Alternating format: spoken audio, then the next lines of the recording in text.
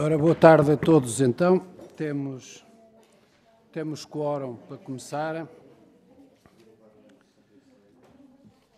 Portanto, ficamos no artigo 62, que vai continuar a discussão neste artigo. E, portanto, ficamos com...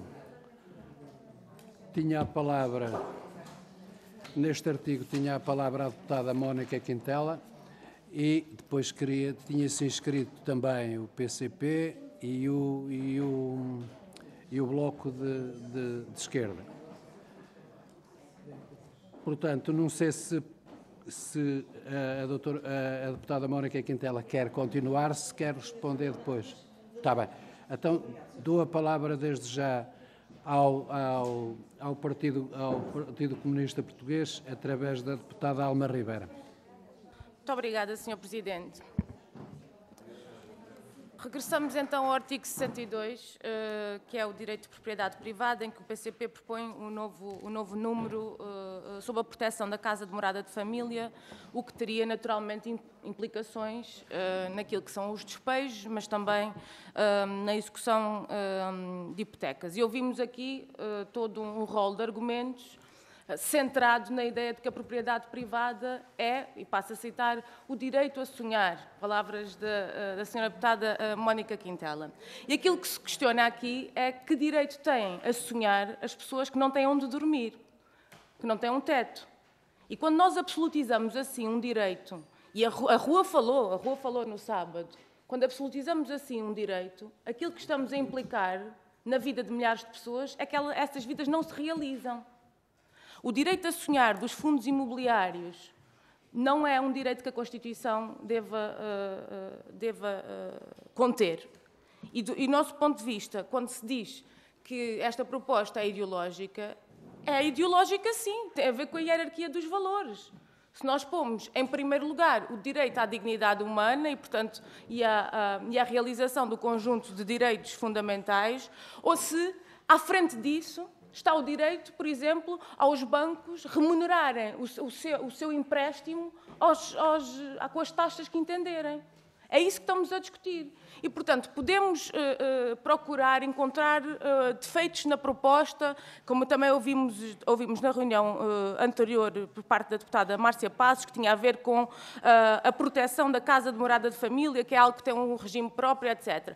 Por isso mesmo, se é algo que tem um regime próprio e se reconhece que cada família ou cada agregado familiar tem de ter, ou é importante que tenha uma proteção à sua residência, então qual é o problema de nós vertermos constitucionalmente essa mesma ideia, esse mesmo valor, esse mesmo princípio?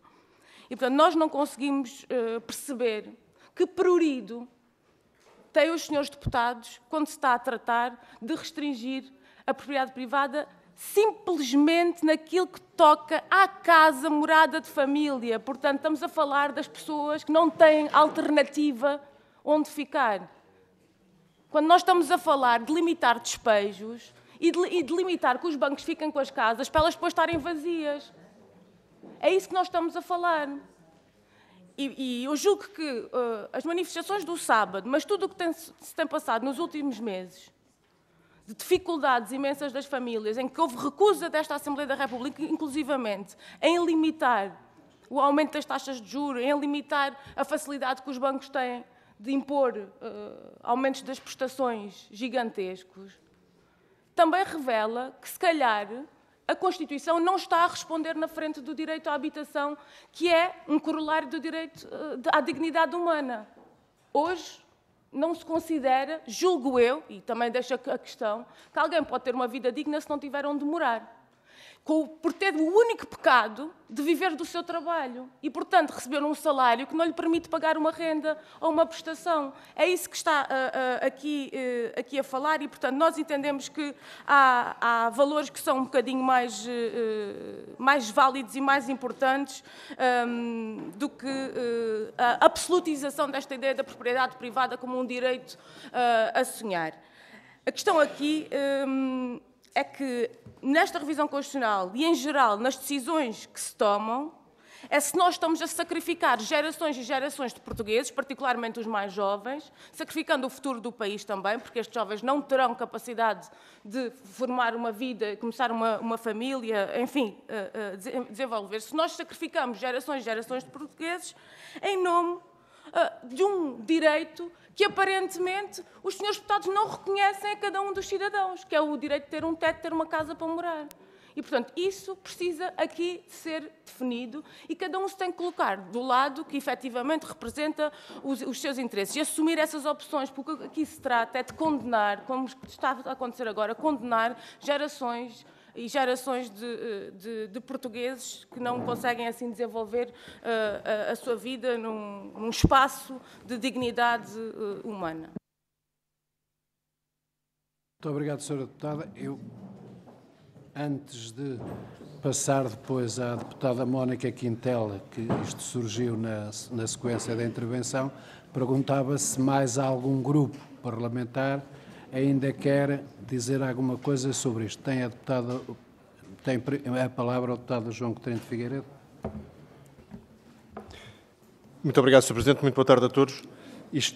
Tínhamos ficado na última reunião ainda a meio desta discussão deste artigo e sobre a muito interessante questão da função social da propriedade e se a alteração que o PS pretende introduzir aqui, que o próprio PS reconhece que o Tribunal Constitucional já caldeou, já matizou este direito da propriedade, que, como todos os direitos constitucionais, não é absoluto e deve ser sempre posto em confronto com outros direitos que em cada momento se possam estar em conflito.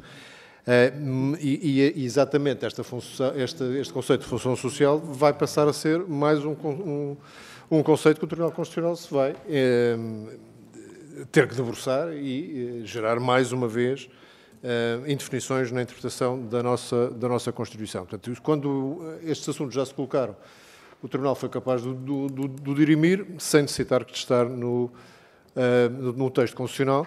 E se nós tínhamos dúvidas sobre o alcance que o inciso do artigo 61, relativamente à responsabilidade social dos agentes económicos, já colocava, aqui não temos dúvida absolutamente nenhuma. O que isto pretende é abrir exatamente a porta à discussão de se há ou não há o direito de propriedade no contexto, por exemplo, do que discutiu agora nas últimas semanas, das medidas relacionadas com o mercado de habitação. Já quando a proposta do PCP, as coisas para nós são mais claras, porque é mais um daqueles casos onde a alteração que se pretende introduzir é muito mais convenientemente tratada na lei ordinária do que na Constituição. Pergunta à Sra. Deputada Alba Rivera, mas por que não constitucionalizar? Pelo mesmo motivo que todas as outras vezes que me opus à constitucionalização de determinados critérios, volto a repetir. Porque hoje somos nós que estamos aqui, no futuro não sabemos quem estará, e é muito mais fácil alterar a legislação ordinária do que a legislação constitucional. Portanto, impor vontades, como chamou a Sra. Deputada, a hierarquia de valores hoje, porque é essa a nossa visão, não me parece uma técnica de elaboração constitucional sequer muito lícita, porque acaba por ser obrigar, pelo menos durante os 5 anos que uma revisão ordinária não pode ser mexida, pelo menos durante esse tempo que quem vier a seguir a nós não possa mexer na Constituição. Portanto, esse é que é o tema. E depois pergunto, o que é que se pretende alterar aqui? É o processo executivo? Mas o processo executivo é mais facilmente e mais diretamente alterável no Código Civil, no Código de Processo Civil, porque não mexer aí? E já há provisões que defendem a casa de família de uma série de decisões judiciais, nomeadamente no que diz respeito às penhoras, etc, etc, etc. Portanto, relativamente à proposta do PCP, não teremos qualquer dúvida em votar contra por este motivo, porque achamos que é mais democrático deixar isso às maiorias que se seguem à nossa. E relativamente à proposta do PS, pergunto exatamente porque é que é tão importante introduzir esta concepção aqui, se ela própria já está nos limites do direito à propriedade que o próprio Tribunal Constitucional já reconheceu. Muito obrigado. Tem agora a palavra o deputado Pedro Delgado Alves. Muito obrigado, Sr. Presidente. Eu ia usar a palavra para dar só uma nota relativamente à proposta do PCP, relativamente ao aditamento número 2, que nos parece ser específico quanto à necessidade da lei para haver garantias quanto à proteção da casa de morada de família, vai mais além do que aquilo que resulta do artigo 65 nesta matéria e, portanto, é um aditamento valioso, no sentido em que, não vinculando excessivamente o legislador ordinário, quanto ao regime, define sim que há aqui um conceito jurídico que tem ampla utilização e está estabilizado na nossa ordem jurídica, que deve ter uma tutela específica na lei e, portanto, nesse sentido, é uma resposta que nos parece ser de acompanhar, porque reforça a proteção da casa de morada de família, num contexto em que, independentemente de estarmos ou não perante uma crise de habitação, mesmo em um contexto em que ela não existisse, seria sempre relevante. Aproveito só o facto de ter usado a palavra para dar a resposta ao Sr. Deputado João Coutinho Figueiredo quanto à pergunta que dirige, relativamente a qual a mais-valia, então, do artigo 62, se ele já resulta da jurisprudência do Tribunal Constitucional. Ele resulta da jurisprudência do Tribunal Constitucional, entre outros, ou seja, como eu tive a oportunidade de dar nota na última reunião, ele encontra-se expressamente consagrado em inúmeros textos constitucionais europeus, eu citei 3, o alemão, o alemão, o italiano e o espanhol.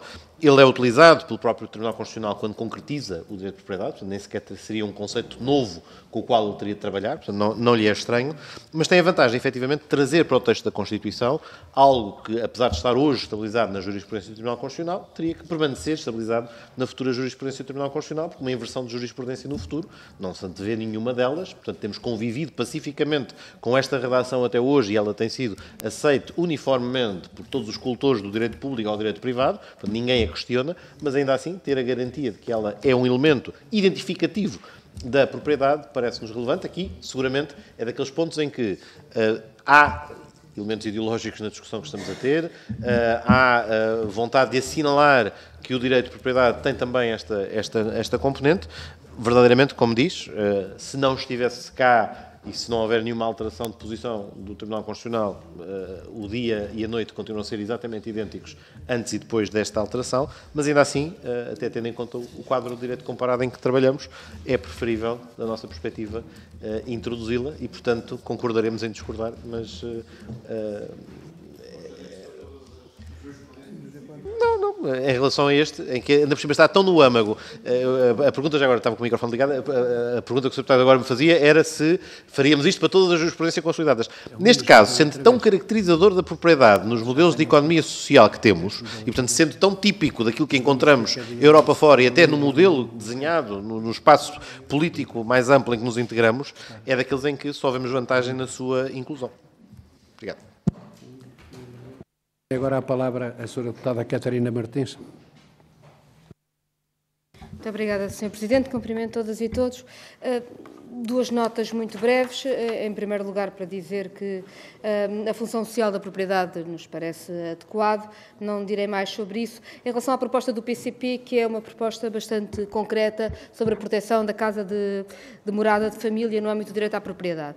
É certo que esta questão é vista e bem à luz de dois valores que têm proteção constitucional, ou seja, o direito à propriedade tem proteção constitucional, o direito à habitação também tem proteção constitucional, bem, querendo brincar, mas não é o direito à segunda habitação, não é? Portanto, estamos a falar do direito à casa de morada própria de família e, portanto, julgo eu, adequado que a Constituição reflita um modo de olhar para estes dois valores quando em confronto e compreenda qual é o valor mais, ou seja, qual é a forma de olhar para este confronto? E a forma de olhar para este confronto deve ser a proteção especial da casa de morada de família, por lei, como aqui diz. Dizer também uma outra coisa. Este é um artigo que não fala necessariamente do confronto entre dois direitos, ainda que esteja aqui, nós saibamos que vai ter peso na avaliação entre o direito de propriedade e o direito à habitação. E, portanto, aqui entre o direito à propriedade e o direito à habitação faz uma ressalva sobre como se pesam estas realidades, mas há também matérias sobre o direito à propriedade, em que a propriedade é ela própria casa-morada de família, em que é importante que isso seja registado. Eu vou dar um exemplo para ver se me faço entender. Face às alterações climáticas, por exemplo, é normal que o Estado português tenha que tomar decisões sobre propriedade privada que está edificada em locais que são um perigo para as populações, um perigo para os territórios. É normal que na forma de resolver o problema, quando está em causa a casa de morada de família, haja uma proteção especial a decisões complicadas que terão de ser tomadas face a outro tipo de propriedade, ou não. É ou não normal que nós tenhamos em todas as esferas, não só quando há, digamos assim, confronto entre dois direitos constitucionalmente protegidos, direito à propriedade e direito à habitação, consideração da casa de morada de família, mas também quando, não sendo esses dois que estão em confronto, se tomam decisões sobre propriedade. E nós achamos que é muito importante que a casa de morada de família tenha uma consideração excepcional no âmbito da propriedade. Muito obrigado, Sra. Deputada. E agora, portanto, para encerrar este ponto, tem a palavra a Deputada Mónica Quintela. Muito obrigado, Sr. Presidente. Aqui cumprimento as senhoras e os senhores deputados.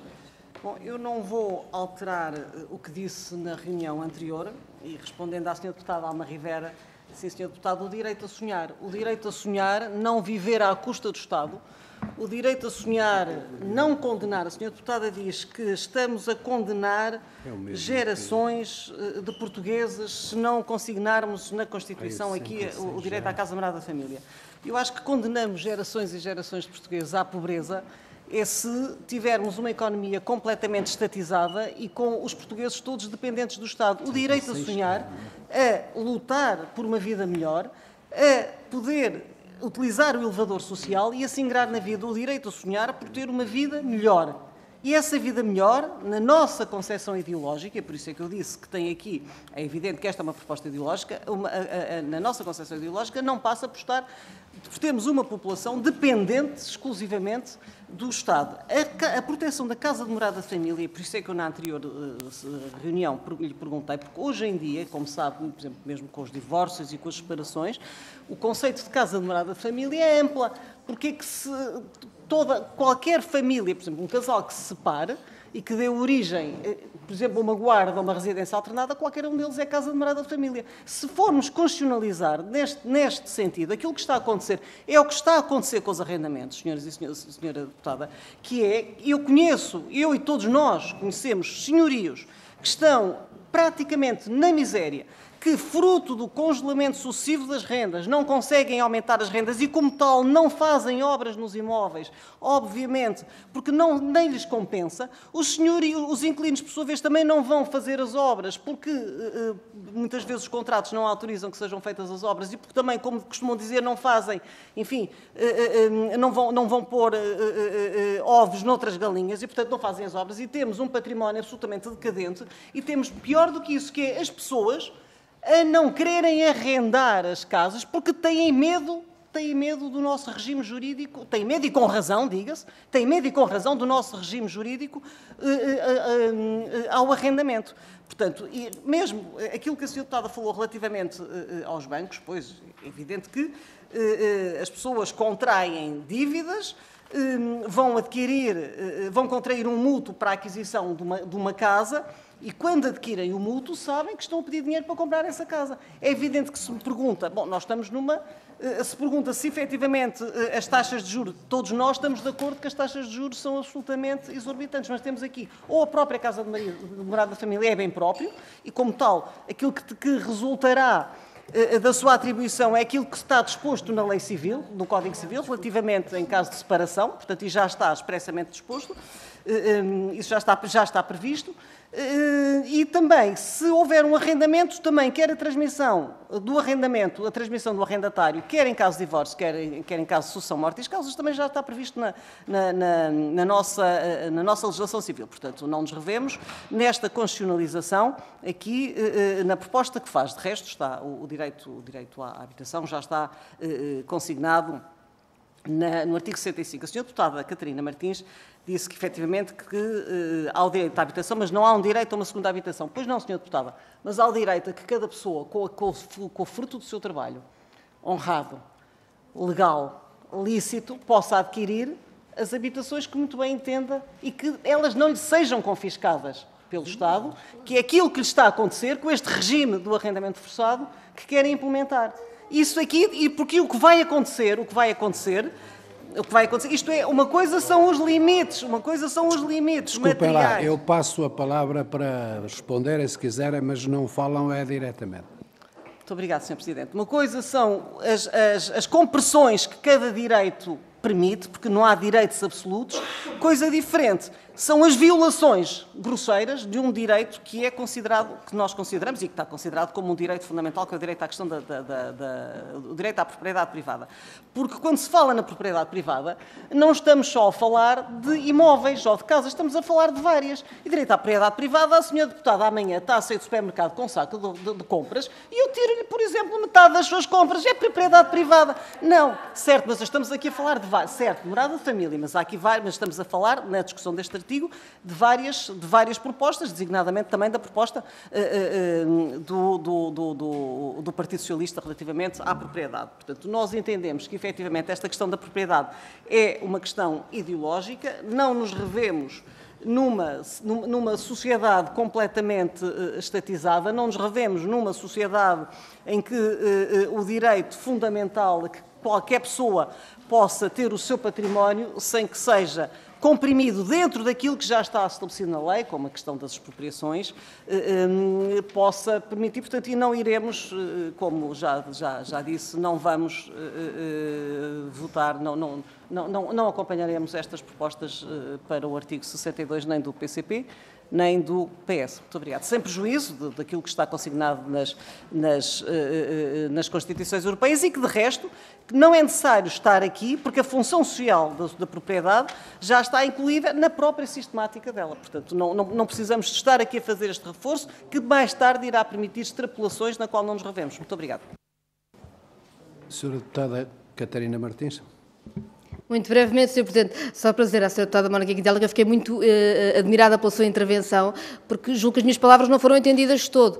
Dar uma proteção especial à casa de morada permanente da família não é desproteger toda a outra propriedade privada. É simplesmente proteger especialmente o direito à habitação. E foi isso que eu disse, que a proposta do PCP era, aliás, uma proposta muito específica, porque a única proteção que dá é precisamente ressalvar que tem de haver um tratamento especial quando estamos a falar da casa de morada permanente da família.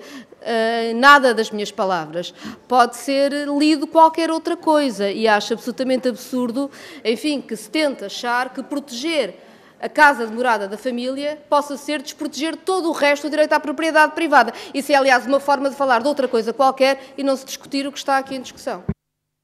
Agora a deputada Alma Ribeira. Bom, eu quanto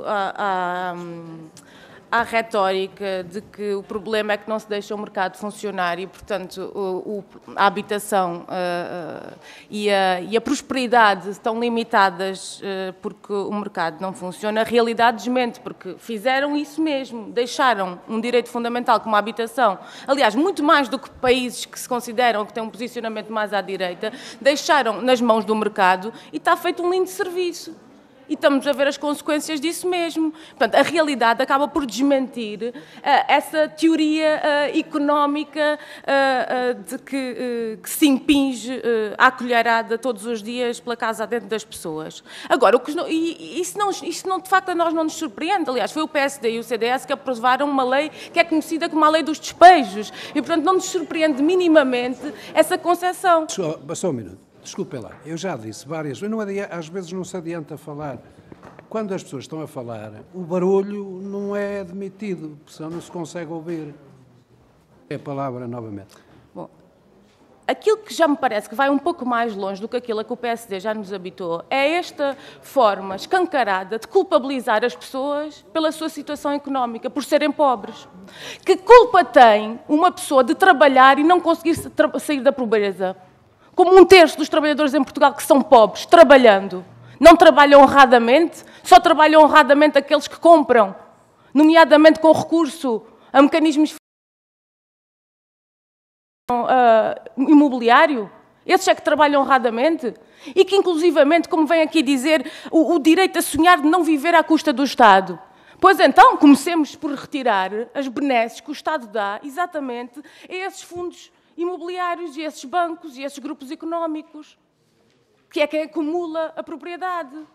Nós não podemos falar na vida das pessoas e naquilo que tem uma implicação direta na vida de cada um dos portugueses e todos aqueles que vivem no nosso país, jovens incluídos, jovens que são aqueles que é suposto manterem com essa leviandade e com essa culpabilização das pessoas pela situação social em que vivem. É muito fácil falar de uma posição confortável. Mas estando nessa situação, trabalhando e não conseguindo pagar uma renda, contraindo um crédito, sim. Quem é que tem 100 e tal mil euros para dar por uma casa? E estou a falar fora de Lisboa, naturalmente. Quem é que tem na mão, com os salários que se praticam? Pessoas doutoradas, quem é que tem esse dinheiro? Ninguém tem. E as pessoas, quando contraem um crédito, não estão a contar ter um aumento, por exemplo, de 400 euros na sua prestação. Foi aquilo que aconteceu e que está a acontecer com muita gente que está a deixar de conseguir pagar a prestação. E, portanto, nós podemos relativizar aqui à vontade e podemos andar a dar voltas ao texto. Nós aqui, aquilo que decidimos é se a revisão constitucional dá um passo em frente na proteção do direito à habitação ou se mantemos na inércia e a permissividade às injustiças e à degradação da vida social e ao aumento das desigualdades que nós estamos a assistir. Se nós aceitamos que haja mães que estão a ocupar casas devolutas porque não tenham alternativa, mães solteiras. Se nós aceitamos que haja famílias que vão para o olho da rua de um dia para o outro. É isso que se está a discutir, não é mais nada.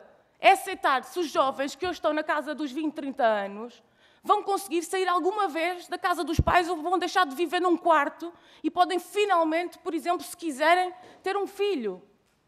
É isso que se está a discutir, não é mais nada. E, portanto, assumam-se as posições e aí devo dizer que foi assumida com toda a clareza. Agora, não se finja que não se está aqui a falar de consequências muito concretas que não têm nada a ver com sacos de compras na rua e de restrições ao direito à propriedade, tem a ver, sim, com proteger o direito à habitação. Bem, tem a palavra a deputada Mónica Quintela. Obrigada. Senhora deputada, eu fico estupefacta com a sua intervenção. Tem expressões, permite-se ter expressões como culpabilizar as pessoas por serem pobres e que estamos a relativizar. A senhora deputada não percebeu nada do que eu disse, mais não percebe nada de nada. A senhora deputada não conhece nada da vida, sabe? Tem muito que andar para conhecer da vida, não conhece nada da vida. A senhora deputada, há senhorios e há pessoas que estão na miséria porque não recebem as rendas. A senhora deputada, não recebem as rendas a que têm direito, fruto, muitas vezes, de políticas de congelamento de rendas. Aquilo que a senhora deputada quer defender é que alguém que incumpra um contrato, pura e simplesmente ocupa uma casa, sem que pague qualquer contrapartida. Isto chama-se confisco. Entende, senhora deputada? E isto está a acontecer. Fruto, inclusive, de ter sido suspensa até na pandemia a possibilidade do despejo. Eu conheço muita gente, e todos nós conhecemos, muitas pessoas que têm casas arrendadas, que não precisam delas, e os senhorios estão na miséria, que nem recebem as rendas, as casas estão ocupadas e os senhorios nem as rendas recebem. Isto acontece. Isto é justo? A senhora deputada está a falar em pobreza, isto é justo? Porque é que parte do princípio que alguém que adquiriu uma propriedade, seja de que forma for, que não tem direito a mantê-la, ou que tem direito a cedê-la gratuitamente, ou que a deve ceder gratuitamente a outra pessoa. Certo? Porque, de resto, a casa de morada de família está mais que protegida. O que não está... Mas isto... e as dificuldades que a senhora... Eu não Vamos consigo... lá... as dificuldades... Desculpem lá, eu pedi há bocado que... Eu sei que estas questões são apaixonantes e nós somos de tal maneira criativos que estamos a discutir o direito de propriedade e depois abrangemos tudo o que diz respeito a ela, mas enquanto um fala, os outros não podem fazer barulho. Tem a palavra a deputada Mónica Quintela. Muito obrigado. Tem que haver, efetivamente, políticas sociais do Estado que permita quer as pessoas adquirirem por via própria as suas casas, quer o arrendamento. Mas para que haja o direito a arrendamento, esse direito a arrendamento tem que ser feito de boa fé. Não é dizer às pessoas para arrendar e a seguir perdem as casas porque nem recebem as casas nem conseguem despejar as pessoas. Senhora deputada, é a minha opinião e não estou aqui a relativizar, estou-lhe a dizer preto no branco. Entende? Estou-lhe a dizer preto no branco. Defendemos acerrimamente a proteção da casa de morada de família, dentro dos limites que ela está já no Código Civil, que de resto tem uma ampla proteção, dentro dos limites em que está constitucionalizada, assim como o direito à propriedade, porque entendemos que efetivamente não podemos ter um Estado omnipotente e omnipresente. E é isso que a senhora deputada quer. E por isso é que a senhora deputada é deputada do Partido Comunista Português. Entende? É por isso, percebe? Eu não sou deputada exatamente. Portanto, há toda uma questão ideológica que nos separa. Muito obrigada. mais, vamos terminar este ponto por isto, porque acho que não nos vamos conseguir convencer uns aos outros nestas posições.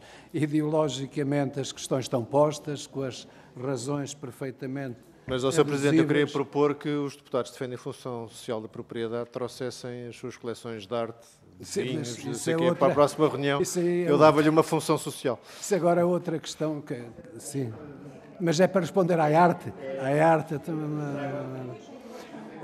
Desculpem lá, o Pedro Delgado Alves ouviu falar em arte, também quer responder a alguma coisa. Sim. Sr. Deputado, é que não resisto. É que, obrigado, Sr. Deputado João Coutinho de Figueiredo. Eis um bom exemplo da função social da propriedade. Sabe que se for proprietário de um Rembrandt e o quiser exportar para o exterior, não pode. E porquê? Porque há uma função social, ali não é só, evidentemente, não é só... Não, certíssimo, mas muito obrigado, Sr. Deputado. É mesmo o ponto. Como há uma salvaguarda do património cultural e se entende que aí há relevo, antes de poder exportá-lo e vendê-lo, pode vendê-lo, não poderá exportá-lo, não pode sair do país, precisamente porquê? Porque reconhecemos que, não obstante ser proprietário desse Rembrandt, apesar de tudo, há uma função que o ultrapassa e, portanto, ela também tem uma função, neste caso, cultural, e cá tem um excelente exemplo. Era brevíssimo, era mesmo só isto, portanto, eu usei o Rembrandt, mas podia ser outra coisa qualquer. Obrigado. Tem a palavra o Padre André Coelho Lima. Isto quando chega à arte... Muito obrigado, Sr. Presidente. Serei muito breve para dizer o seguinte. Em primeiro lugar, dar nota que, obviamente, o PSD reconhece qual é, até do ponto de vista jurídico, a função social da propriedade, como aqui foi muito bem dito pela deputada Mónica Quintela, até porque há outros exemplos. Há o exemplo da arte, que o Sr. deputado Pedro Delgado Alves ficou entusiasmado com o exemplo e agradeceu, e há até o exemplo de quem, por exemplo, detém prédios em edifícios, em centros históricos classificados, que também não lhes pode mexer, não pode, é obrigado a requalificá-los de determinada forma. Nós sabemos tudo isto. Sim, uma nota vimaranense, que eu sou de uma cidade cujo centro histórico é classificado e com muito orgulho. E, portanto, isto é um exemplo da função social da propriedade. Nós sabemos isto. Eu pedi a palavra, precisamente, para que não se confunda sabermos isto, que está consagrado em várias Constituições europeias, com o que aqui se tem estado a dizer. E, sobretudo, com a confusão que não podemos permitir que se faça entre quem defende os senhorios ou os fundos imobiliários, como foi dito pelo PCP, e quem defende os trabalhadores, como se os trabalhadores forem os únicos que estão em situação de pobreza. Sr. Deputado, há aqui algo que tem que ser dito de forma muito clara, que é assim, nós temos é que ter aqui sentido de responsabilidade. E a partir do momento em que, como muito bem disse a Sra. Deputada Mónica Quintela, a lei já consagra a proteção à casa de morada de família, a constitucionalização deste tipo de preocupação teria o efeito pernicioso, ou seja, precisamente inverso àquilo que os senhores pretendem proteger. E a ter este efeito. Eu vou-lhe dar um exemplo de vida prática. Um senhorio, um daqueles que os senhores não gostam, que tem muitas casas, obviamente pode ter várias habitações, convém não esquecer que isto também é um negócio, não é? Ou seja, o imobiliário é um negócio e convém que exista e continue a existir, não é? E há pessoas que investem em imobiliário podendo para disso viver, não é? Agora, sabe o que é que isto significaria? As pessoas iam começar a fazer de bancos quando estivessem a arrendar a famílias. Ou seja, aí é para uma família, está isto escrito na Constituição, então espera aí, taxa de esforço e a declaração de IRS, pediam tudo e iam ir ao limite para não arrendar a famílias. E depois há de haver sempre um fundo imobiliário qualquer que os senhores não gostam, mas que ia ser beneficiado com isto. Porque depois, sabe qual é o efeito que isso ia ter? Por exemplo, nós agora que estamos a discutir tão animadamente as propostas para a habitação, ia ter o efeito pernicioso, já agora de mercado, que ainda continuamos no mercado, que é aumentar o preço das rendas logo. Porque a partir do momento em que eu tenho 10 casas, é um exemplo teórico, tenho 10, e já só estou disponível para arrendar uma a famílias, que é para correr poucos riscos de poder ficar lá uma família que não me pode pagar, isto significa que o mercado do arrendamento ia aumentar terrivelmente. Ou seja, o efeito é exatamente contrário daquilo que os senhores pretendem. Portanto, o ponto é este. Obviamente, disse o Sr. Presidente da Comissão, e muito bem, não nos vamos convencer uns aos outros, mas não podemos subverter as palavras e as preocupações uns dos outros. Aqui o PSD sabe muito bem qual é a sua posição, que é esta. E o PSD está muito confortável, vou repetir as palavras da Sra. Deputada Mónica Quintela, está muito confortável com a proteção à casa de morada de família que existe na lei. Mas não queremos, até para proteger a disponibilidade de casas em arrendamento para a residência de famílias, não queremos criar obstáculos a que isso possa suceder, que é o que é o efeito pernicioso daquilo que os senhores estão a propor. Muito obrigado. Vamos então passar ao artigo 63, que tem propostas de alteração do PCP e do Bloco de Esquerda e, portanto, em primeiro lugar vou passar a palavra ao Grupo Parlamentar do PCP, ao deputado Manuel Lovo. Muito obrigado, Sr. Presidente, Senhoras Deputadas, Senhores Deputados. Basicamente, para o artigo 63, o PCP propõe, antes de mais, no número 1, a classificação, ou a categorização, se quisermos, a adjetivação do que é segurança social. No fundo, e nós acrescentamos 3 adjetivos, ela deve ser universal, pública e solidária. Esta é uma proposta nova que não foi feita noutros momentos ou noutros processos de revisão constitucional. Diga-se de passagem que estes 3 adjetivos estão normalmente sempre associados à construção do welfare state, do Estado de Bem-Estar Social, e deveriam ser, em nossa opinião, evidentemente, um legado consolidado daquilo que foi a história do Estado de Bem-Estar Social. No número 3, nós propomos, acrescentamos, ou melhor, perdão, no número 3 não, no número 4, nós acrescentamos o dever de respeito pelos direitos adquiridos. Permitam-me só recordar do texto original da Constituição, dê-me um segundo, do texto original da Constituição, estamos a falar do número 4 do artigo 63, no qual já se diz neste momento que todo o tempo de trabalho contribui, nos termos da lei, para o cálculo das pensões de velhice e invalidez, independentemente do setor de atividade em que tiver sido prestado, e nós entendemos que se deve acrescentar o dever de respeito pelos direitos adquiridos. Esta proposta não é nova. Já em 1996, para o processo de revisão constitucional concluído em 1997, que o PCP apresentou, na altura, pela mão do deputado Luís Sá, que apresentou esta mesma proposta. E na altura, e vou passar a ler, o que se propunha era o princípio, justificava-se este princípio do respeito pelos direitos adquiridos com a seguinte razão de ser: do cálculo decorrem expectativas, que quem desconta vai alimentando ao longo da vida, expectativas estas que se pretende proteger até para credibilizar o facto de o cidadão, ao longo de toda a sua vida, ao longo de décadas, ter descontado e, em função disso, ter determinado planos para si e para a sua família. Pelo que, continuo a citar Luís Sá, consideramos constituir um fator moralizador que estas expectativas alimentadas não venham a ser traídas por qualquer reforma de qualquer governo que acabe por esvaziar parte do conteúdo útil do cálculo das pensões, e estamos a lembrar de, nomeadamente, aquilo que está a acontecer em carreiras como, e não só, evidentemente, os professores de ensino básico e secundário. Reduzindo dessa forma substancialmente as expectativas que foram alimentadas a partir dos mecanismos de cálculo que, decorrentes deste artigo, a lei ordinária estabeleceu. Para o número 6, a nossa proposta é que se inclua a atualização regular e a valorização real das reformas e das pensões, já na discussão de 1996-97, para a revisão que acaba por concluir em 97. Na altura foi criticado o facto de esta proposta abranger todas as pensões, incluindo as mais altas, e em resposta, já na altura o dissemos, que evidentemente, não o disse eu, obviamente, mas que o PCP admitia a possibilidade de se encontrar uma redação que incluísse apenas as pensões mais baixas. O princípio, a nossa opinião, é este, é o da atualização regular e valorização real das reformas e pensões, que deve estar constitucionalizado. Por último, a proposta para o número 7, de um novo número 7, visa constitucionalizar o rendimento mínimo. E também na altura, em 1996-97, tinham sido apresentadas propostas nesse sentido, quer por parte do PCP, quer por parte do Partido Socialista. Agora, em face da oposição que foi imediatamente manifestada há 27 anos atrás por parte do PSD, o PS decidiu desistir da discussão então. Na altura, invocando-se o facto de, aliás, sistematicamente, nomeadamente pelo PST, tem sido invocado, o facto de a lei já ter consagrado nessa altura o rendimento mínimo e, portanto, a lei ordinária, nesse sentido, a lei ordinária asseguraria aquilo que a Constituição não precisa de assegurar. Todas as leis ordinárias são alteradas, obviamente, ao sabor das maiorias e da correlação de forças. Nós voltamos a reiterar a necessidade da sua constitucionalização. Muito obrigado. A palavra, então, pelo Bloco de Esquerda, à senhora deputada Catarina Martins. Muito obrigada, Sr. Presidente. O Bloco de Esquerda propõe duas alterações deste artigo 63, com sentidos diferentes. A primeira alteração é ao número 3 do artigo e é para que se acrescente a dependência como uma das condições em que tem de haver uma proteção constitucional pela segurança social dos cidadãos. A dependência pode acontecer por vários motivos.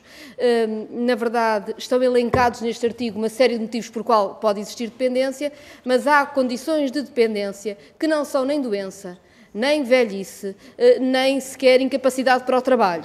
Eu dou um exemplo concreto. Uma pessoa com deficiência, com capacidade para o trabalho e que esteja empregada, pode ainda assim ser uma pessoa com dependência nas suas tarefas do cotidiano e deve, portanto, ter um apoio da Segurança Social, ou seja, deve ser protegida na Segurança Social nesta sua necessidade de apoio. Aliás, a ideia, julgo eu, que nós temos, é que as pessoas com deficiência possam, crescentemente, ter direito à sua vida independente, ter acesso ao trabalho. Ainda assim, há limitações concretas da sua vida cotidiana em que precisam de apoio, em que estão dependentes. Essa é a sua condição e, portanto, queremos aqui a dependência como uma condição de apoio, alargando este leque e, portanto, alargando às situações que hoje debatemos, e bem, na sociedade portuguesa, como situações mais globais. Depois propomos a criação do novo ponto 6. E o novo ponto 6 tem a ver com o Estado desenvolver um Serviço Nacional de Cuidados universal e geral. A nossa Constituição tem o Serviço Nacional de Saúde, o acesso à saúde, tem também a escola pública para garantir o acesso à educação. Mas a Constituição é filha dos tempos em que é feita e as suas revisões também, e os cuidados nunca foram constitucionalizados. E isto, do nosso ponto de vista, ou seja, esta não constitucionalização da ideia de cuidados, de Serviço Nacional de Cuidados, é própria de uma sociedade patriarcal que entrega às mulheres a tarefa do cuidado, uma tarefa que é invisível, não paga e que faz com que a desigualdade de géneros, aliás, permaneça com grande força na nossa sociedade. É essa invisibilidade uma parte importante do que é a nossa vida.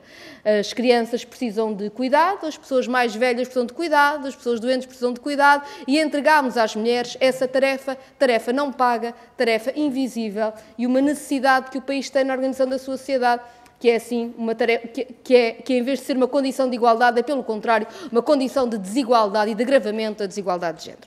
Acresce a esta necessidade de um caminho para a igualdade, que ponha os cuidados na esfera pública e constitucionaliza a existência deste apoio em cuidados, uma vez que ele é preciso, uma outra ideia, além da ideia do combate à desigualdade de género, que é a ideia da autonomia de quem precisa de cuidado.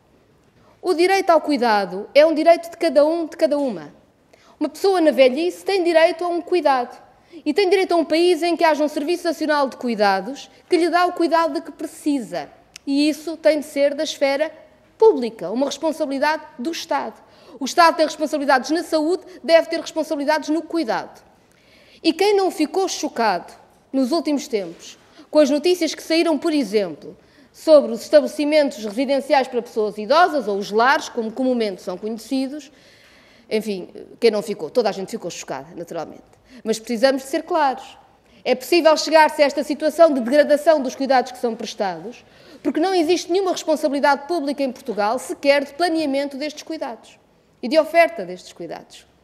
E é por isso, não só por esta ideia feminista de igualdade, de desocultar o trabalho que tem sido invisível, e transformá-lo num trabalho da sociedade, que é o do cuidado que existe e que deve ser de todos e de todas, mas também pela dignidade de cada uma das pessoas que precisa de cuidado, que achamos que é importante constitucionalizar esta ideia de Serviço Nacional de Cuidados, obrigando o Estado português a planear a oferta de cuidados, distribuída no território, de acesso a toda a gente. Estamos a falar naturalmente de cuidados na primeira infância, estamos a falar de cuidados da velhice, na dependência, para as pessoas com deficiência, ou seja, de uma forma geral, garantir a dignidade de cada pessoa, que não fica assim sujeita, digamos assim, à solidariedade eventual da família ou à solidariedade eventual de uma qualquer IPSS e sabe que tem o garante constitucional a um cuidado digno.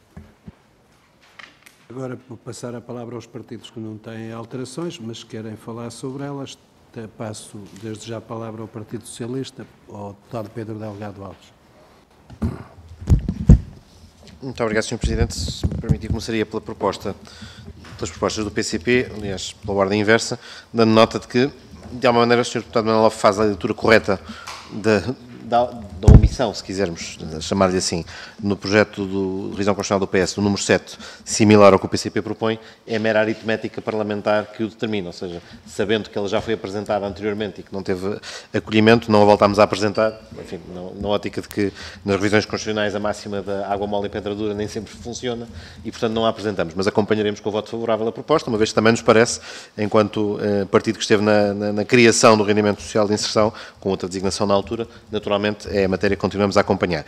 Dava só nota que, eventualmente, nos dias que corre, a expressão utilizada ou a formulação utilizada poderá ter que ser mais explícita para o distinguir do rendimento básico incondicional, porque pode estar subjacente uma coisa ou outra. Enfim, conhecendo o histórico, chega-se à conclusão de que é o RSI que está aqui em causa, mas verdadeiramente poderia, eventualmente, ser o debate em torno do rendimento básico incondicional, matéria distinta, em relação à qual, se fosse esse o caso, obviamente, matéria que ainda está em maturação, numa fase embrionária em muitos Estados, seria sempre prematuro consagrar em sede constitucional. Depois, das outras matérias que o PCP coloca em cima da mesa, naturalmente, compreende-se no número 4, podíamos ter outra vez a discussão similar àquela que há pouco tivemos, sobre se é preciso e indispensável sublinhar o respeito por direitos adquiridos. Obviamente isto resulta do princípio da tutela da confiança, princípio geral do Estado de Direito, que resulta de diversas disposições constitucionais consagradas e que apenas em situações limite poderá ser objeto de restrição. E, portanto, ele acrescentaria um elemento que já resulta para nós da leitura que se faz do texto constitucional e que, aliás, a jurisprudência do Tribunal Constitucional também tem vindo a confirmar. Portanto, somos razoavelmente neutros quanto à sua inclusão, uma vez que ela resultaria de outro dispositivo constitucional. Já o ponto 6, evidentemente, o ponto 6, o número 6, o novo número 6, da regular atualização e valorização em termos reais, enquanto norma programática que é, obviamente, ela não é merecedora de reparo, ou seja, naturalmente o propósito de fixação de pensões, reformas e no limite até das remunerações, devia ser no sentido que ela deva acompanhar o custo de vida e, portanto, deva corresponder àquilo que é também a evolução da economia. Naturalmente, também, no momento que atravessamos também a isso, ajudará a explicitá-lo de forma mais evidente, ela também não pode ser consagrada de tal forma a que torne uma regra incontornável e absoluta em cada momento de elaboração de previsões em matéria de pensões e reformas e, portanto, por esta razão de cristalização, assim como nos parece que a introdução de limites e tetos à dívida no texto constitucional é uma cristalização indesejada que retira margem de manobra ao executor dos orçamentos em períodos em que é necessário políticas contracíclicas, a inversa também nos parece verdadeira pela mesma razão e, portanto, temos bastantes dúvidas e reservas quanto à consagração constitucional disto mesmo. E, finalmente, quanto ao número 1 que o PCP propõe, também o direito à segurança social com caráter público e universal é a matéria na qual nos revemos e na qual, enfim, nos parece também não ser excludente de elementos complementares. O que se vir aqui a cautelar, parece-nos, é que tem que existir um sistema que é público e universal, sem prejuízo, obviamente, depois poderem os cidadãos livremente consociar-se e adquirir até produtos para reforçar a sua proteção na velhice. Mas isso é uma questão diferente da que aqui vem, e quanto a esta, nada a apontar. A única dúvida que tínhamos era se a componente do solidário é indispensável na definição da segurança social. Parece-nos que ela intrinsecamente faz parte do conceito, mas já estaríamos a entrar numa questão de pormenor. Relativamente às propostas do Bloco de Esquerda, para dar uma nota e muitas dúvidas, muitas questões, muitas interrogações sobre as propostas para o número 5 e número 6. Quanto ao número 3, nada a apontar, concordamos, parece-nos que de facto é uma falha, ou pelo menos é uma melhoria que carece de introdução, portanto a previsão da dependência também no quadro do que é a realidade do sistema de segurança social, portanto é matéria que podemos acompanhar na sua formulação. Já em relação à nova redação para o número 5 e para o número 6, aí é que de facto há um debate muito interessante que podemos aqui realizar nesta sede. Em primeiro lugar, de facto, como a senhora deputada Catarina Martins dava nota, a Constituição é filha dos tempos. É filha dos tempos em que é elaborada, é filha da realidade social à qual se dirige e, por isso, também, no momento da sua elaboração, teve em conta aquela que era a realidade do país, não numa ótica agora de cobertura de serviços. Dando nota de que o Estado reconheceu, e o texto constitucional assim o foi reconhecendo também, a necessária parceria, e reporto-me aqui bastante ao número 5, da relação e do papel que as instituições particulares de solidariedade social desempenham neste domínio e nos domínios da proteção social. E, portanto, é inegável que ao invés de ter optado pela construção de um serviço nacional ou um serviço público que assegurasse esta cobertura, a opção do legislador constituinte e sucessivamente ao longo dos anos, em revisões constitucionais posteriores e na definição das bases da segurança social e na concretização do regime de proteção social, a ótica foi de reconhecer isto mesmo. As instituições particulares de seguridade social desempenham um papel ao qual o Estado dá respaldo e, de alguma maneira, delega algumas das suas funções, delega e financia o desempenho dessas funções. Poderíamos claramente dizer, e esse seria um debate conceptual de redefinição do modelo, podíamos ter feito o mesmo, isto é, o país podia ter feito o mesmo em 76 e nos anos que se seguiram em relação ao Serviço Nacional de Saúde. Também podia ter olhado para aquela que era a realidade do país e ter concluído que a opção principal não era ter um Serviço Nacional de Saúde e ter também optado por um modelo similar àquele que optou nesta sede. Não o fez. E não o fez, e diria eu, bem. Ou seja, fez muito bem em criar um Serviço Nacional de Saúde para garantir isto mesmo. Ou seja, para criar um mecanismo que é aquele que hoje conhecemos, do qual nos revemos e do qual temos orgulho e que queremos continuar a salvaguardar. Não sei se no momento que atravessamos seria possível fazer este mesmo exercício de criação, paralelamente, de mais um serviço público que se substituísse a esta parceria que ao longo das décadas foi crescendo, isso foi enriquecendo e foi permitindo, país fora, às instituições particulares de solidariedade social desempenharem um papel insubstituível nestas tarefas de forma descentralizada, de forma próxima e com relação com as comunidades. E, portanto, de alguma maneira, esta é a primeira das minhas perguntas, se esta transformação, que seria revolucionária, em grande medida, teria mais vantagens ou desvantagens face a um modelo em que, não desconhecendo as suas insuficiências ou as dificuldades que encontramos e que vemos registadas, por exemplo, nas peças noticiosas que a senhora deputada referiu, se não é fundamental, isso sim, neste momento e com prioridade, dotar as instituições dos meios e o Estado da capacidade fiscalizadora dessas mesmas instituições. E, portanto, nesse sentido, talvez de forma conservadora, parece-nos que a proposta parcial, e essa era a minha segunda questão, já lá vou, a proposta parcial de compor dois mundos e trazer para a esfera pública algo que hoje é desempenhado através do terceiro setor, se teria mais vantagens ou desvantagens. A segunda questão, e portanto a dúvida, é no fundo, olhando para aquilo que é a estrutura do artigo 63, número 5, e que atualmente remete para o apoio com fiscalização através das IPSS num conjunto de relevantes objetivos de solidariedade social e que vêm expressamente identificados em alguns casos. Família, infância, os ATLs, a deficiência e a terceira idade, que são aqueles que aqui vêm expressamente identificados na atual redação do número 5. Alguns deles transportam-se para a proposta do número 6 que o Bloco de Esquerda apresenta, como devendo incluir-se no Serviço Nacional de Cuidados, mas alguns ficam, enfim, não vêm contemplados e deixam daqui ter previsão. Portanto, a pergunta, por um lado, era o que acontece, ou o que aconteceria, qual era o programa constitucional relativamente àqueles que aqui deixam de ter previsão, concretamente a infância e a proteção e a ocupação dos tempos livres, que são aqueles dois que deixam daqui ter consagração, e, no fundo, havendo um consenso, porque o Bloco de Esquerda mantém a parte inicial do atual número 5 e mantém-na como, aliás, como único conteúdo do número 5, o Estado apoia e fiscaliza nos termos da lei a atividade e o funcionamento das IPSS e de outras de reconhecido interesse público sem caráter lucrativo. Qual seria a forma de delimitar as esferas entre a atuação destas entidades, volto a dizer, conhecendo-se o papel que hoje têm e que foi crescendo desde 76 até hoje e que se tornou, digamos, no tronco no qual assenta esta dimensão da solidariedade social e como é que se distinguiria das restantes. O debate é interessante e por isso concluo dando um argumento, não é propriamente um argumento em sentido contrário do que acabo de dizer, mas sublinhando um aspecto que poderia ser invocado neste debate. Há um local do país em que efetivamente exige diretamente por parte de uma instituição pública o desempenho de funções que o país fora encontramos na esfera das instituições particulares de solidariedade social, que é na cidade de Lisboa. A Santa Casa da Misericórdia de Lisboa, ao contrário de todas as outras, é uma instituição pública. É uma instituição pública, com financiamento público, com características próprias das entidades públicas e que demonstra que é possível reter na esfera pública algumas destas tarefas e, de facto, muitas vezes isto passa despercebido. Há uma assimetria entre o resto do país e a realidade da cobertura em Lisboa, da Santa Casa da Misericórdia de Lisboa, e que mesmo essa não dispensa a existência depois de IPSS a trabalhar no terreno, no contexto da capital e da sua envolvente. Portanto, o tema é, de facto, muito interessante. O que o Bloco de Esquerda propõe é transformador, sem dúvida, mas a nossa principal interrogação e dúvida é se aquilo que propõem de tão distinto daquilo que é um modelo estabilizado e conhecido se traria, como digo, mais vantagens ou mais incerteza num primeiro momento. Tem a palavra agora pelo PSD a deputada Clara Marques Mendes. Muito obrigada, Sr. Presidente. Cumprimentar todos os senhores deputados e deixar aqui algumas notas e também algumas questões relativamente a estas propostas que são apresentadas pelo Bloco de Esquerda e pelo PCP. Começo desde já por dizer que este é um artigo muito relevante, desde logo é a garantia constitucional de um importante serviço público e tal como está garantido constitucionalmente este serviço público da Segurança Social e Solidariedade, também está garantida a coexistência, a par do Estado, funcionarem as instituições sociais de solidariedade social. Aqui, desde logo, nós não conseguimos perceber aquilo que foi, indo à proposta do Bloco de Esquerda, desde logo a argumentação que foi apresentada pela Sra. Deputada. Porquê?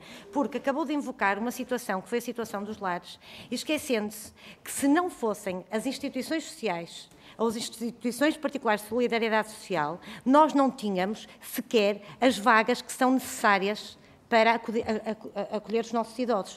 Se não fossem estas instituições, nós não tínhamos creches suficientes para acolher uma medida que é muito importante. Portanto, não se consegue perceber como é que o Bloco de Esquerda continua com este preconceito ideológico de não aceitar e querer excluir instituições que têm um papel fundamental nas respostas que dão à sociedade, na proximidade que têm com a comunidade e que, por isso, as respostas conseguem ser muito mais eficientes e eficazes e, portanto, é desde logo manter o que o Bloco de Esquerda pretende, é trazer para a Constituição aquilo que é o seu preconceito ideológico com estas instituições, independentemente de saber que o Estado não consegue chegar a todas as pessoas, nem consegue chegar a todo lado. E, portanto, iria naturalmente prejudicar quem beneficia destes apoios. Agora, outra coisa já é dizer que o Estado, de facto, atualmente, o Estado, e na nossa opinião, e temos-lo dito várias vezes, o Estado tem falhado, quer no apoio, quer na fiscalização a estas instituições. Dissemos-lo muitas vezes e dissemos-lo ainda recentemente no que diz respeito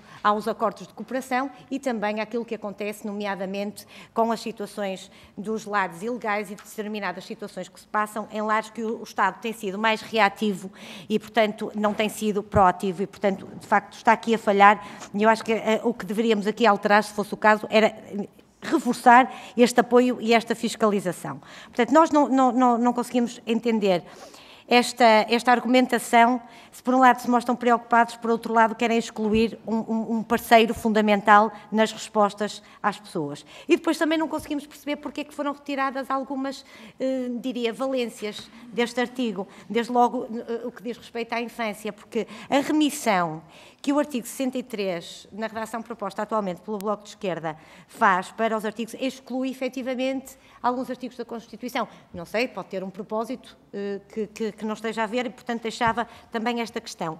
Quanto à proposta de alteração ao número 3, também nos parece que é uma proposta que é mais abrangente, não vemos qualquer reserva nesta situação.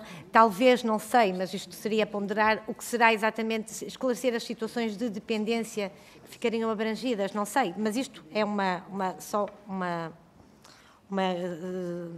ponderação que eventualmente terá que ser feita. Relativamente à proposta do PCP, é muito breve. Nós já tivemos a oportunidade de dizer, há aspectos que não carecem, na nossa opinião, ou não, de ter consagração constitucional, porque já estão devidamente consagrados na lei, designadamente o que se refere à garantia de subsistência e ao rendimento de todas as pessoas. Há aqui uma questão em concreto, quanto ao número 1, eu acho que está claramente no próprio, todo o artigo atual do 63 da Constituição, nos mostra que é precisamente a Constituição, ou seja, a Segurança Social é universal, pública, solidária e, naturalmente, que isto não pode excluir nunca a coexistência que existe das instituições de solidariedade social no que diz respeito a esta matéria e aos apoios, como referi anteriormente.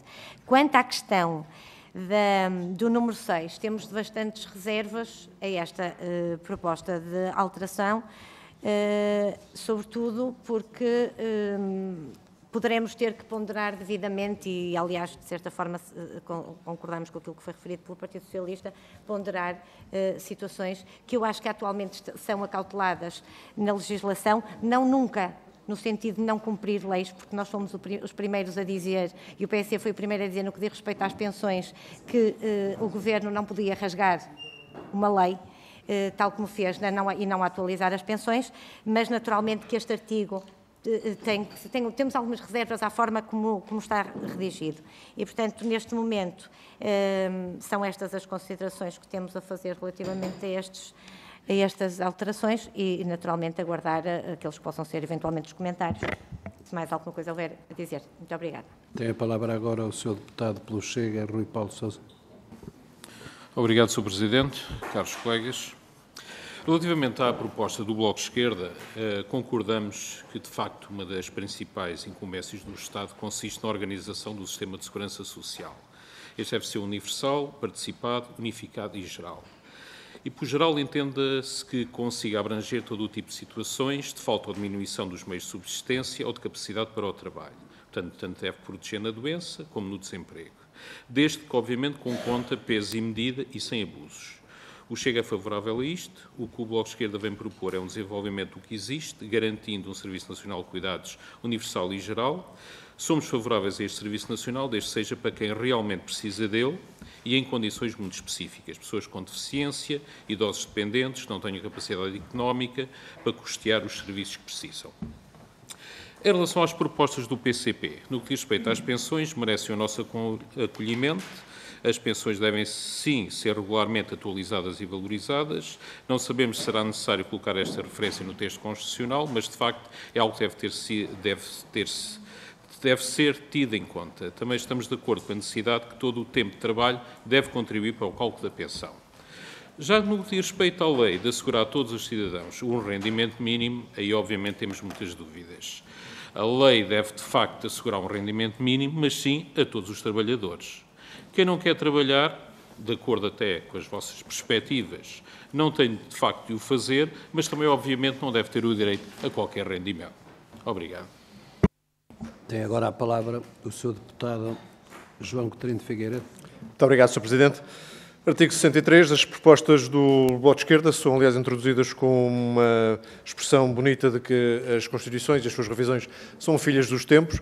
Eu já estou conhecido por dizer que eu não quero que as Constituições e as suas revisões fiquem cativas do tempo também e, sobretudo, que cativem os portugueses ao longo do tempo.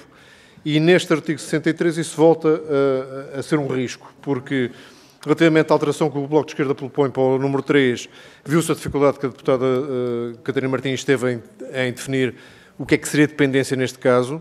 Eu acho que não acrescenta grande coisa, pode acrescentar até confusão, dado outros significados da expressão dependência, e para nós está incluída na segunda parte da frase, em todas as outras situações de falta ou diminuição de meios de subsistência, as dependências estão incluídas, não vemos vantagem na inclusão desta expressão. Relativamente ao número 6 e à criação de um Serviço Nacional de Cuidados, eu acho sempre estranho quando, neste caso, um sistema, algo orgânico, é introduzido na Constituição, sem nunca ter sido discutido fora da Constituição.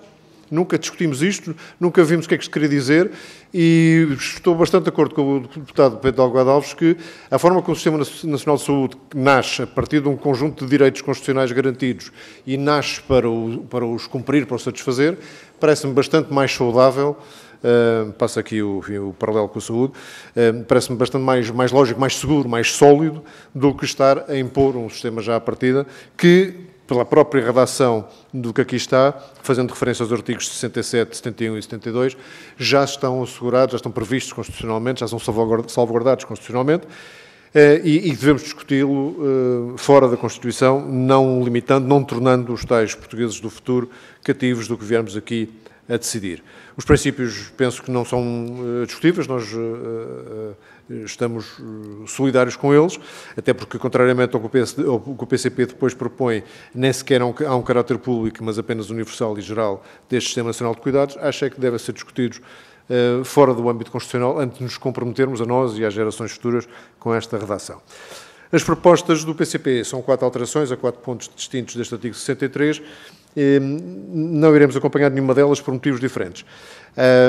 A alteração ao número 1, porque, do nosso ponto de vista, não acrescenta grande coisa à definição e põe, inclusivamente, em risco, hoje em dia, subsistemas de segurança social que existem no caso dos advogados e solicitadores e da função militar. Enfim, não acrescenta grande coisa, não é muito grave, não acrescenta grande coisa. Os direitos adquiridos e a valorização real nos números 4 e 6, isto sim. Eu não sei se têm bem consciência dos riscos que no futuro a Segurança Social pode trazer. E para um partido que ainda há 10 minutos estava a rasgar as vestes relativamente aos ónus que colocam nas gerações seguintes, relativamente ao direito à habitação, os ónus que colocariam nas gerações seguintes estar a assegurar direitos adquiridos para os que já cá estão, os que vierem a seguir, terão grande dificuldade em ter algo parecido com os direitos adquiridos que já cá estão. Eu também nunca diria que um Estado não irá cumprir os direitos que já assegurou. Portanto, também não quero dizer o contrário na Constituição, mas, mais uma vez, não quero fechar portas àqueles que vierem a seguir a nós. Porque eu não tenho essa certeza, se os senhores deputados têm, de qual é a aritmética e o calculatorial, o que é que isso obrigará a fazer no futuro. Portanto, acho muito arriscado estar a fazer este tipo de previsões constitucionais. E a alteração ao número 7, já foi dito aqui, abre a porta ao regimento básico incondicional, ideia com que não simpatizamos, nem achamos que está suficientemente maturado e, portanto, também não acompanharemos. Muito obrigado. Passar agora a palavra aos dois proponentes para poderem responder ao que entenderem. Pelo PCP, o Sr. Deputado Manuel Lofe. Muito obrigado, Sr. Presidente. Vou começar por responder a questões que foram colocadas às propostas do PCP por parte, em primeiro lugar, do Partido Socialista e já agora da Iniciativa Liberal, relativamente à expressão rendimento mínimo, que se poderia confundir com rendimento universal garantido. É verdade que a expressão que aqui foi usada, que está incluída na nossa proposta, reflete aquela que era a expressão da lei ordinária em 1996, não é? Justamente rendimento mínimo. A nossa intenção não é do rendimento universal garantido, nem entendemos que neste momento haja condições para essa, muito menos, enfim, para a discussão pública, evidentemente que sempre há, mas para a sua constitucionalização. Estaríamos sempre plenamente dispostos a fazer uma adaptação da expressão por forma a esclarecê-la, digamos assim. Mas a intenção é que a Constituição preveja isto mesmo e parece-nos absolutamente básico num Estado de direito democrático e social que isto acontecesse. Eu tenho eu percebi esta intervenção do PSD, da deputada Clara Marques Mendes, quando diz, e atenção, quando diz que se não fossem as IPSS nós não teríamos vagas suficientes nos lares e nas creches. Bom, e aqui ao meu lado, é verdade, vou já citá-la, a deputada Catarina Martins estava a dizer, e não temos. Em todo caso, não temos, e isso é o ponto. Com certeza. Com certeza, mas eu rapidamente, o que eu lhe queria, sob pena de me sentirem, e por outro lado até dizia que a sua preocupação, por exemplo, no número 1, creio que foi isto, no número 1 que nós propunhamos era de que a inclusão do adjetivo público pudesse excluir as IPSS. Eu começo por recordar que no artigo 63º, ou seja, que no artigo 63, a única referência que se faz é no número 5, ao apoio que o Estado dá e à fiscalização nos termos da lei da atividade e o funcionamento das instituições particulares de segurança social. E nós não temos qualquer objeção, nós achamos muito bem aquilo que está neste momento na lei. Agora, eu gostava de recordar, sou pena bom, é outra vez um argumento histórico. Também é verdade que quando os Estados, nomeadamente os Estados liberais, por exemplo, quando o Estado Liberal Português, com Passos Manuel, em 1836, criou a escola pública, evidentemente que se poderia dizer que se não fossem, enfim, as aulas não eram escolas, que se não fossem as escolas de natureza, as instâncias de formação escolar de natureza religiosa, e nomeadamente a Igreja Católica, também não havia nenhum tipo de escolas.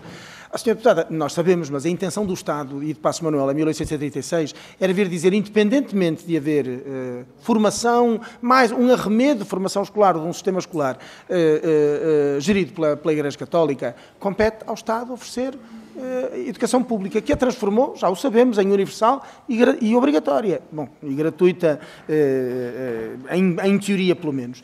Da mesma forma, como evidentemente, se não fossem, também se poderia dizer, antes da criação dos sistemas universais e públicos de segurança social, também se não existissem as caixas de socorros mútuos, também ninguém tinha nenhuma forma de seguro social.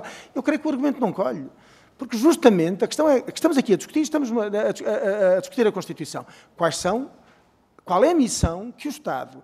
E o Estado não é nenhum papão, esse enorme monstro que os senhores tantas vezes mencionam. O Estado é a representação dos interesses da sociedade. E nada mais do que isso. E o Estado é aquilo que o conjunto da sociedade entende que ele deve ser em representação do conjunto da sociedade. E, nesse sentido, onde é que, justamente, também no passado se objetava à criação de sistemas públicos e universais de segurança social, e, evidentemente, eles foram criados na mesma... Pergunta, eles excluíram outras formas de apoios sociais mútuos? Não excluíram.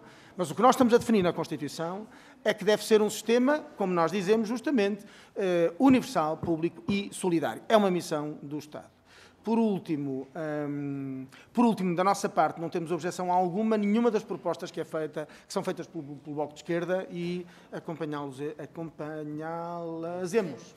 Exatamente. Muito obrigado. Tem agora a palavra a senhora deputada Catarina Martins. Muito obrigada. Em relação à ideia da dependência, só por causa do que disse a Iniciativa Liberal, talvez eu não tenha explicado bem, eu vou ler o que é que quer dizer dependente. Uma pessoa dependente é uma pessoa que não pode praticar com autonomia os atos indispensáveis à satisfação de necessidades básicas da vida cotidiana, atos relativos à alimentação, locomoção, cuidados de higiene pessoal. A Constituição, filha do seu tempo, achou que a dependência tinha sempre a ver com doença, com invalidez ou com desemprego e falta de meios. Mas hoje, felizmente, a nossa sociedade é diferente. E há pessoas, por exemplo, com deficiência, que precisando de apoio a atividades de locomoção, de higiene, de alimentação, são pessoas que trabalham, que têm o seu salário, que têm o seu rendimento e que ainda assim precisam, objetivamente, de um sistema de apoio à sua vida, que não deve ficar simplesmente na sua esfera familiar de o ter ou não. E achamos que há uma responsabilidade social desse apoio, é dessa dependência que falamos, que é geral e que não tem de ser necessariamente invalidez, porque até a invalidez, não, mas diz diminuição de meios de subsistência ou capacidade para o trabalho. Há pessoas que têm deficiência, têm toda a capacidade para o trabalho que têm. E, portanto, não têm... E têm até salários, eu bem sei que é minoritário, mas têm até salários razoáveis em algumas ocupações. A questão não é essa.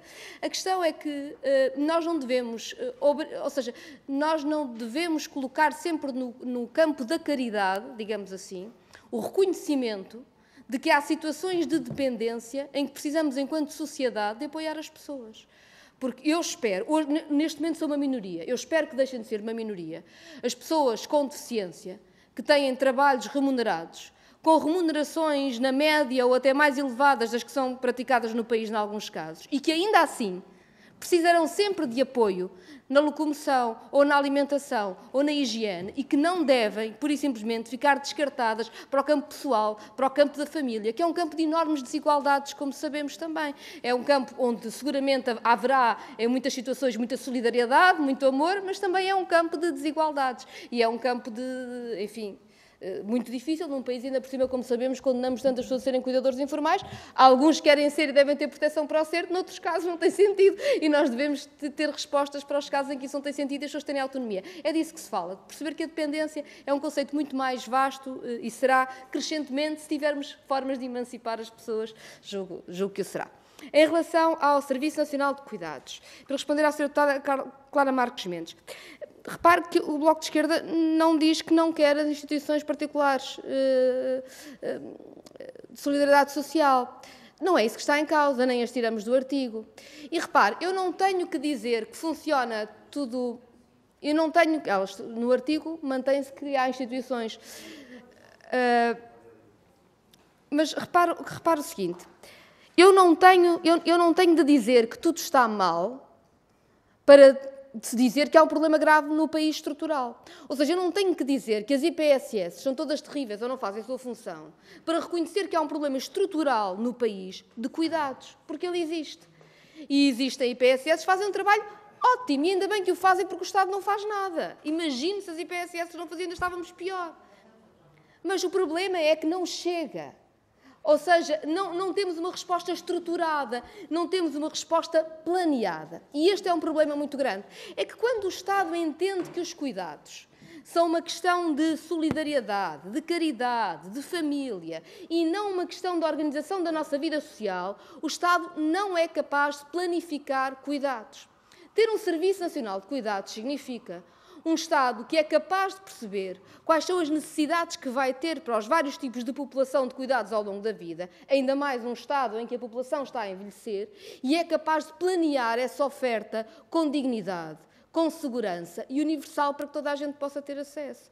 Quantas pessoas hoje em dia não aceitam ofertas indignas porque não têm outro remédio? Ou quantas pessoas não ficam sem nenhuma resposta porque não têm outro remédio e, por isso, simplesmente tenta-se uma solução de família e vizinhos em que as pessoas ficam muitas vezes tanto ao abandono. Ou se destroem tantas vidas quando acontece um evento familiar em que era preciso mais apoio. Quando nós falamos de Serviço Nacional de Cuidados, falamos sobretudo disto, da capacidade e da responsabilidade do Estado planificar qual é a rede de cuidados de que precisa. E essa rede de cuidados é múltipla. É múltipla. É verdade que foi aqui dito que há uma diferença no projeto do Bloco que tem a ver com as creches. Naturalmente, se estivermos de acordo em relação ao Serviço Nacional de Cuidados, podemos perceber isso. Mas há uma outra proposta que o Bloco de Esquerda faz da alteração, que é considerar que as creches devem ser integradas na educação. Porque consideramos, e isso tem sido avanços, enfim, que têm acontecido noutras esferas, e é um debate, aliás, que o Bloco já trouxe várias vezes à Assembleia da República, que não tem sentido o campo da creche ser considerado simplesmente o campo, mais ou menos, do depósito da criança antes de chegar a outro nível de ensino. Há, na verdade, responsabilidades de estímulo cognitivo, de estímulos dos mais variados tempos na creche, que deviam ser pensados com programas. E é por isso que autonomizamos as creches em relação ao resto, e é essa a diferença. Claro que isto depois tem a ver com a coerência do conjunto das alterações que possam vir a ser aprovadas ou não. Mas eu pedia para não se ler o que não está aqui. Não está aqui que não pode haver uma oferta de IPSS de cuidados. Não está na nossa proposta. Mas está que pode haver planeamento público da oferta e que pode haver também oferta pública e resposta pública. E privada, mas nós não dizemos que a privada não pode dizer. O que estou a dizer é apelar para que não leiam o que não está escrito na nossa proposta. Ou seja, o Bloco de Esquerda não propõe acabar com a resposta privada que existe em Portugal. O que nós propomos é que o Estado assuma uma responsabilidade. E vejam bem, hoje em dia, se uma autarquia quiser criar um estabelecimento residencial, por exemplo, para pessoas idosas, não consegue financiar os utentes. Tem que entregar uma IPSS obrigatoriamente. Achamos isto normal? Achamos normal o Estado não poder, ele próprio, propor, gerir com indicadores, nomeadamente do ponto de vista local, não é? Com indicadores que sejam de transparência, de qualidade, etc., essa oferta? Porque é que o Estado está impedido de o fazer? Criar um Serviço Nacional de Cuidados, enquanto princípio constitucional, não descreve o que ele é, para responder ao Sr. Deputado Pedro Delgado Alves. Naturalmente, não é uma previsão constitucional que vai existir um Serviço Nacional de Cuidados que diz qual é o modelo que vai ser adotado dos vários modelos. O que diz é que o Estado passa a ter essa responsabilidade de planear uma oferta de cuidados no país que tenha coerência do ponto de vista territorial, que tenha coerência do ponto de vista da oferta de cuidados e que seja regulador e garante desse acesso aos cuidados. Tem agora a palavra que pediu a deputada Clara Marques Mendes. Muito obrigada, Sr. Presidente. Apenas para esclarecer aqui umas questões e começo até já por esta última intervenção. Efetivamente não se consegue perceber porque é que o artigo 5º, a proposta do Bloco de Esquerda, o artigo 5º e o artigo 6º, continua a dizer, estão separados, desde logo com remissões, porque fala das instituições particulares de solidariedade social, mas retira aquelas funções. Nós percebemos, claro, que é a rede pública de creches, é tudo o que o Bloco de Esquerda tem vindo a defender, que nós não concordamos com isso. Nós continuamos a insistir.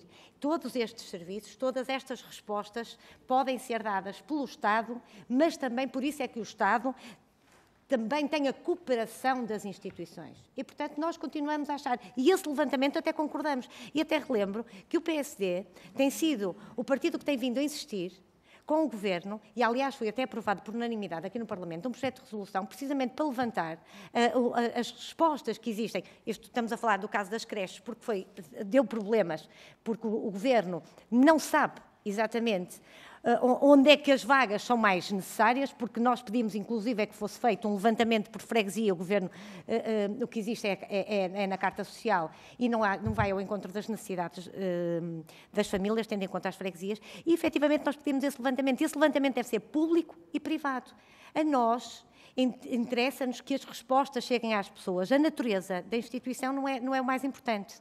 O importante é assegurar que as respostas chegam às pessoas de forma rápida e eficaz. E, portanto, nós divergimos aí, portanto, é natural que isso aconteça, estarmos com estes pontos de vista diferentes, mas não queria deixar de referir isso. Não foi ver aquilo que não está escrito, foi ver a forma como puseram os artigos 5º e 6º, leva-nos a ter essas dúvidas. Depois, relativamente à questão da dependência, eu tinha referido e volto a insistir, e depois da intervenção do Sr. Deputado João Coutinho Figueiredo, eu acho que, de facto, é uma reflexão. Eu percebo e percebemos a bondade da preocupação e acho que faz sentido. Só que eu acho que tem que se clarificar melhor a questão da dependência, até porque nós podemos ter situações de dependência física e dependência económica. E como aqui há situações, por exemplo, o menor é um dependente economicamente, mas não é um dependente físico. E, portanto, a questão que começamos a pôr aqui a dependência, podemos ter bondade e boa intenção de resolver aqui um problema e de ampliar um direito, mas estarmos a criar aqui confusão. Não estou a dizer que nós somos contra, acho que é melhor refletirmos melhor sobre esta situação. Quanto à questão do PCP, efetivamente, eu quando estava a referir-me aqui à questão pública, estava-me a referir àquilo que é o serviço público. Não era propriamente a segurança social pública, porque nós entendemos que o número 1, tal qual está bem. O que eu estava a dizer é que, efetivamente, é um serviço público e que, por isso, mas que um serviço público que não poderia, na nossa opinião, e que deixar de ter a colaboração e a cooperação com o setor privado. Portanto, provavelmente misturei aqui um pouco o número 1 e o número 5 na minha primeira intervenção. E dizer que, efetivamente, o que nós vemos neste artigo são funções do Estado, é competência do Estado. Nunca o facto de haver uma cooperação está a pôr em causa ou a fazer com que o Estado se demita das suas funções, porque precisamente por isso é que nós dizemos que o Estado recorre ao setor social e solidário para chegar onde o Estado não consegue chegar, mas tem uma obrigação, continua a ter uma obrigação, que é apoiar, lá está, e por isso é que está no número 5, continua a ter de apoiar, porque isto é efetivamente uma função do Estado. E, portanto, não estamos aqui a fazer com que o Estado deixe de ter obrigações, antes pelo contrário. Muito obrigada. Querem? Sim, a deputada Catarina Martins. Muito obrigada, Sr. Presidente. Muito brevemente. Em relação à dependência, para dar o seguinte, na verdade, o número 3 do artigo 63, pela forma como está escrito, primeiro tem dependências que não são económicas e depois vêm as dependências económicas. Mas, na verdade, mesmo a questão dos menores não creio que criasse algum problema, porque o Estado já reconhece essa dependência como também uma obrigação sua. Eu estou-me a lembrar, por exemplo, da forma como o Estado se substitui na falta do pagamento de pensão de alimentos. E, portanto, na verdade, considerar que os menores podiam pensar que estava-se aqui, bem, não havia, aliás, nenhuma diferença, mesmo que a gente considere os menores, não haveria nenhuma diferença naquilo que nós consideramos enquanto país. Isto para dizer que acho que não abre aqui nenhuma porta diferente daquelas que já tem, acomoda situações enfim, que não estão acomodadas neste momento e que estão no espírito deste artigo, não é? E, portanto, devem estar. Em relação à questão do número 5, ou seja, das funções terem passado para o número 6, onde está o Serviço Nacional de Cuidados, e não o número 5. A ideia não é que, de repente, as instituições não desempenham as funções que desempenham. Aliás, está lá, continua a estar, que o Estado apoia e fiscaliza aquelas que o fazem. O que nós dizemos é que a responsabilidade de organizar a resposta a essas necessidades é do Estado. E é por isso que essa responsabilidade passa para o artigo onde se faça o Serviço Nacional de Cuidados. Porque, naturalmente, não quer dizer que as instituições não o façam, mas cada instituição faz na sua terra, ou faz como acha. Uns sítios há, noutros sítios não há.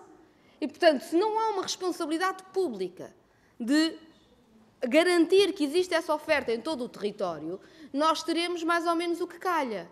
E nós não queremos os cuidados que calha. Nós queremos ter que toda a gente tenha direito, nas suas fases da vida e nas suas diferentes necessidades, a cuidados de qualidade. Seguramente que há muito bons exemplos no país, mas aquilo que nós não podemos achar normal é que haja tanta gente que fica sem cuidados adequados ou sem cuidados de todo.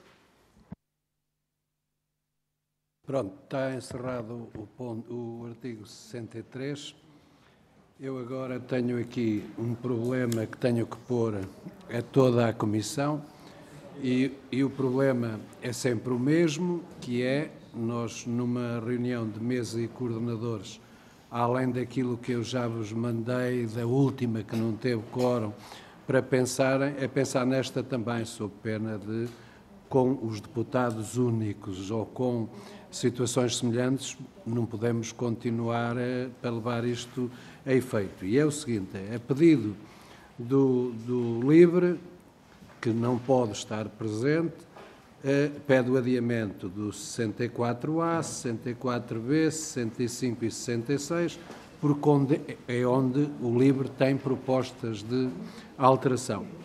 Depois, o PAN, também, que está no coisa, tem propostas de alteração no 69 e no 70, e, portanto, também não pode estar, pede adiamento. E o PSD pede o 64 e 65, porque não estão cá as pessoas para poder fazer. E o Chega ao 64 também. Isto quer dizer que passamos diretamente para o 67. 66A. Não, 66A, o PCP não quer também, hoje. Não percebi. Nós pedimos o 66A pela coerência também com o resto dos artigos. Isso. Podes. Sr. Presidente, de facto, eu quero dizer, e em nome do PSD, quero apresentar os meus lamentos à Comissão, porque não gostamos de fazer isto, evitamos o mais possível fazer isto e às vezes acaba por suceder, enfim, é como é. Quero dizer o seguinte, o artigo 65 nós tínhamos pedido o adiamento já a semana passada, como se recorda, por e-mail. Hoje foi pedido também pelo LIVRE. Quanto ao 64, é pedido só de hoje para amanhã. É claro que é um adiamento na mesma nos trabalhos de agora, não é?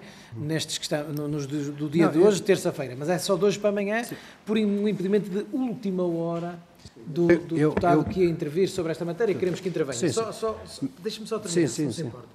Eu, pelas contas, estive a fazer e não fiz aqui o 66A, de facto isto passa direto para o 67, mas, como nós não temos nenhum pedido de adiamento a seguir, nós, nem acho que nenhum partido, e não há nenhum do LIVRE...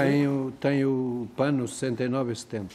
Também? Isso aí já é um problema. Portanto, desculpem, eu disse aqui da última vez, e portanto até ao 76, toda a gente, teoricamente, está preparada para os fazer. Eu não estou a dizer que estão, estou a dizer que teoricamente eles já vêm há 3 semanas consecutivas como artigos de coisa. Portanto, para continuarmos a reunião, até lá chegaria e chegava. É evidente que a Comissão é soberana, a mesa não é. Agora, há uma questão que temos que pôr, por isso é que eu comecei por aí.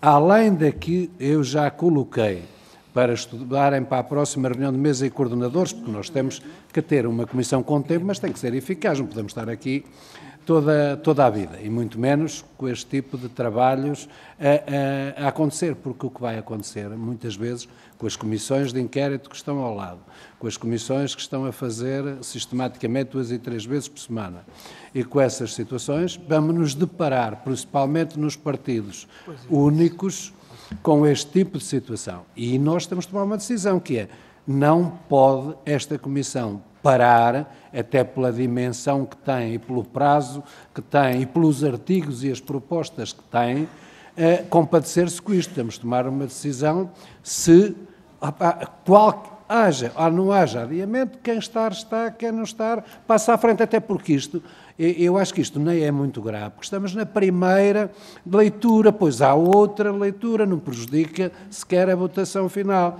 E, portanto, esta questão vai ter que ser discutida. Mas, entretanto, pediu a palavra ao Pedro Delgado Alves. Face às circunstâncias do dia, obviamente não objetamos a que se adiem os casos solicitados. Pedimos era o apelo a que, quanto mais cedo fosse possível transmitir os adiamentos. Bem sei, eu sei que alguns são de última hora, não há nada a fazer. Temos aqui um problema nós próprios, ou seja, se avançarmos o suficiente por fruto dos adiamentos para chegar ao 71, temos que pedir o adiamento do 71 porque a senhora deputada que vai fazer o 71 não está. Ou seja, porque não era expectável que estivesse, não estaria a contar, dava só nota disso, porque depois tem um efeito dominó nos restantes e podemos ter que ir andando a saltitar artigo a artigo. Obviamente temos a flexibilidade para hoje poder ir fazendo o que for sendo possível, mas suscitávamos. Vamos fazer assim, independentemente de falarmos todos, vamos fazer assim.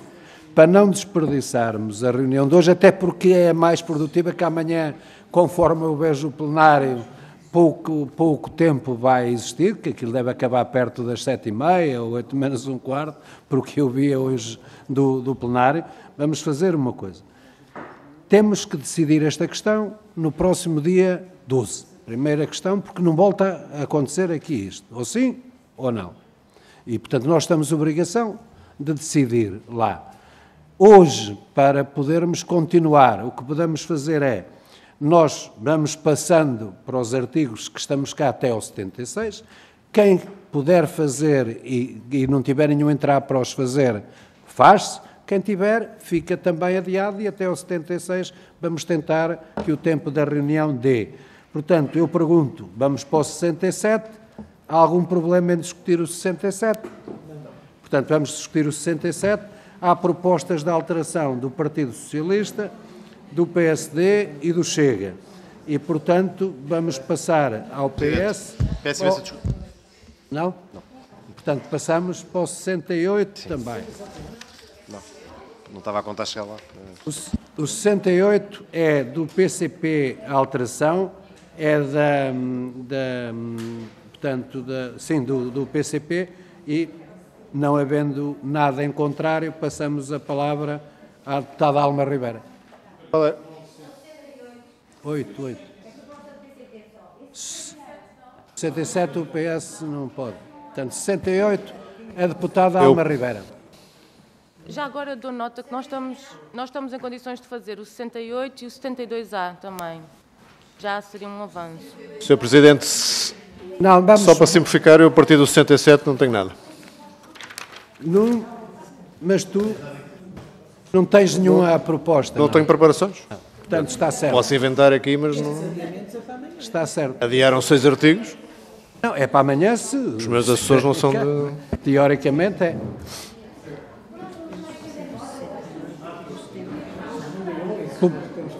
Nós podemos fazer o 71, entretanto. Quem? Podemos fazer o 71. Desculpem lá, aqui uma mesa para dirigir os trabalhos. Não é preciso qualquer um dirigir os trabalhos. Eu não percebi o que disse o João Coutinho de Figueiredo. Sr. Presidente, com toda a clareza, a partir do artigo 67º, não estou em condições de discutir nenhum artigo. Pois, mas a partir do 77º. 67º. 67. Situação de 7. 67. Uhum.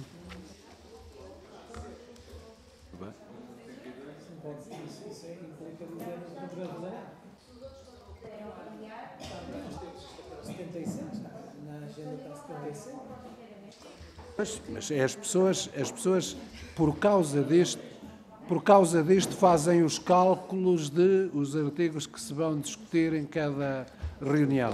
Eu disse da última vez aqui que tínhamos que pensar até ao 76. Agora, é evidente que se um partido não está em condições de discutir os artigos, eu não estou a ver o que é que se possa fazer aqui, em termos de reunião. Agora, é porque isso não vamos discutir...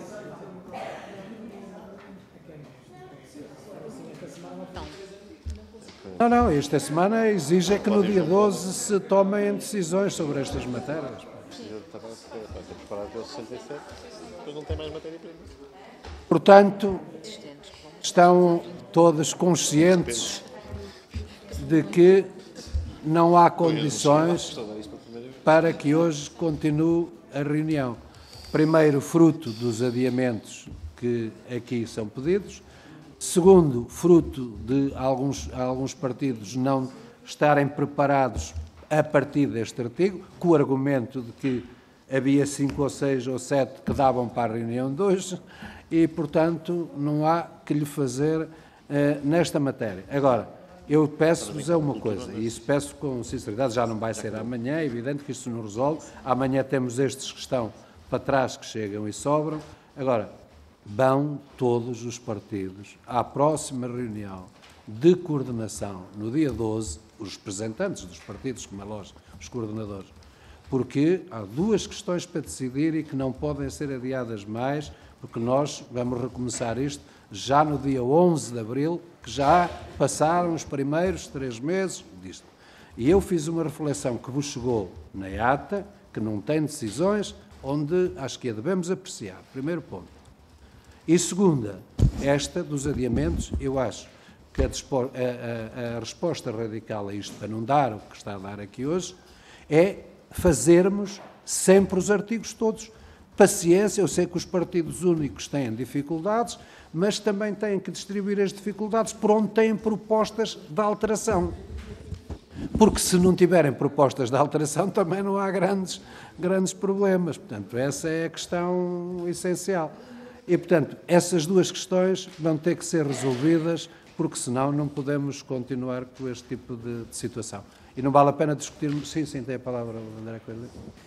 Queria só dizer, queria sugerir que amanhã, a ser assim, o que lamento, porque estamos aqui todos e podemos adiantar, que amanhã façamos uma reunião de mesa de coordenadores no início da reunião. Portanto, antes de começar a reunião propriamente dita, que o façamos, que eu acho que não podemos esperar pelo dia 12 e até devemos discutir em cima do acontecimento e tomar logo decisões. Definimos meia hora? Sim, ou agora no fim, sim, ou agora, exatamente, ou agora. Agora não, porque não estão cá na mesma, nem o PAN, nem o LIVRE, nem o coisa. Portanto, isso não está. O que eu digo é uma coisa, com toda a clareza, se puderem isso, amanhã às 14 horas, antes do plenário, marcámos extraordinariamente uma reunião de mesa e coordenadores e tentámos resolver esta questão. Sim. Amanhã há várias audições de manhã regimentais e não sei se já, por exemplo, nós temos a audição da Ministra da Justiça. Basta estar um de cada partido, não é preciso estar mais nenhum. Uma regimental da Ministra da Justiça na primeira comissão. Sim, eu sei. Engloba a maior parte dos deputados. Sim, Catarina Martins. Só para dizer que, de acordo em fazer a reunião amanhã, eu neste momento não consigo saber se Pedro Filipe Soares pode estar na reunião ou não. O que pode acontecer é eu ser substituta também de coordenador, uma vez que estou a assumir aqui que a reunião pode acontecer. Decidir, é evidente que fica resolvido. E, portanto, até amanhã às 14 horas. Agora, não vamos estar a fazer isso e depois às 14 horas não esteja cá ninguém para não termos quórum para esse tipo de situações, para resolvermos. Está bem? Tá? Portanto, as pessoas estão aqui. Podem cá estar às 14, não podem? Portanto, é só insistir os serviços, que é obrigatório, mas aí tenho que lhe dizer que o PAN e o LIVRE têm que estar, porque foi por causa deles que hoje atrasamos a reunião. Está bem? Muito obrigado a todos. Até amanhã.